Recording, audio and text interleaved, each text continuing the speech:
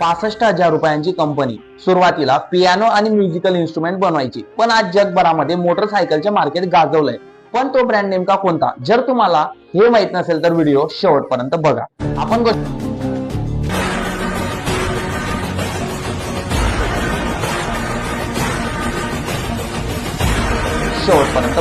आपण गोष्ट करतोय यामाहा बाईक कंपनी, जी आज टॉपला आहे.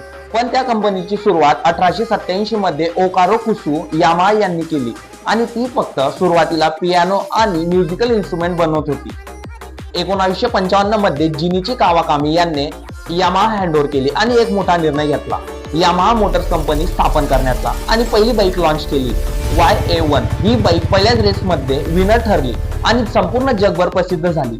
एवढंच नाही तर यामाहाने sport bike, racing bike, off road bike आणि स्कूटर व इंजन अशा क्षेत्रामध्ये सुद्धा एंट्री केली. आज यामाहा 180 प्लस कंट्रीज मध्ये ट्रॅव्हल करतं, म्हणजेच बिझनेस करतं, आणि यामाहाने मोटर जीपी सारख्या अनेक रेसिंग स्पर्धेमध्ये सुद्धा वर्ल्ड चॅम्पियन दिले.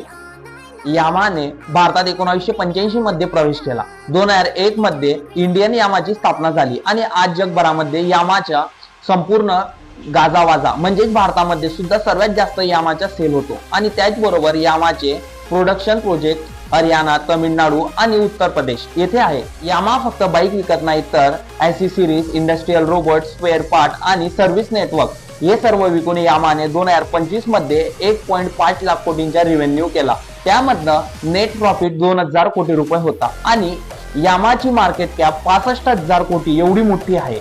म्युझिकल इन्स्ट्रुमेंट पासून सुरुवात आणि आज जगातील टॉप ब्रँड पैकी एक ब्रँड. जर तुम्ही या ब्रँडची बाईक वापरत असाल तर कमेंट नक्की करा आणि व्हिडिओ आवडला असेल तर लाईक करा, शेअर करा आणि सबस्क्राईब बटनवर क्लिक करायला विसरू नका.